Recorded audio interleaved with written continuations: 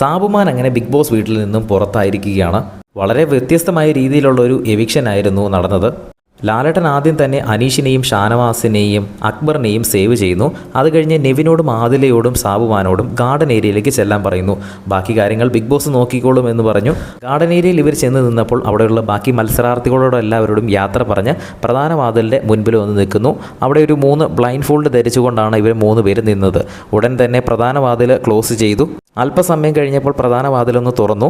അപ്പോൾ സാബുമാൻ മാത്രം അവിടെയില്ല, നെവിനും ആദിലയും മാത്രമാണ് അവിടെ ഗേറ്റിന് പുറകിലായി ഉണ്ടായിരുന്നത്. അപ്പോൾ ബിഗ് ബോസ് അനൗൺസ് ചെയ്തു, നിങ്ങൾ 2 പേരും സേവാണ്, തിരികെ വീട്ടിലേക്ക് കയറിക്കോളാൻ ബിഗ് ബോസ് പറഞ്ഞു. അത് കഴിഞ്ഞ ഉടൻ തന്നെ ലാലേട്ടൻ്റെ കൂടെ സാബുമാൻ സ്റ്റേജിൽ നിൽക്കുന്നതാണ് കാണിച്ചത്. ഇത്രയും നാൾ എങ്ങനെ നിൽക്കാൻ സാധിച്ചു എന്നൊക്കെ ലാലേട്ടൻ ചോദിച്ചപ്പോൾ, എങ്ങനെയാണ് ലാലേട്ടൻ, എനിക്കും മനസ്സിലാകുന്നില്ല ഞാൻ എങ്ങനെയാണ് ഇത്രയും നാൾ നിന്നത് എന്ന്. അതുതന്നെയാണ് പ്രേക്ഷകർക്കും ചിലർക്കും മനസ്സിലാകാത്തത്. ഇത്രയും സേഫ് ഗെയിം കളിച്ചിട്ട് ഫിനാലെ വീക്കിന് തൊട്ട് മുൻപത്തെ വീക്ക് വരെ നിൽക്കാൻ സാധിച്ചത് അത്ഭുതമാണ്.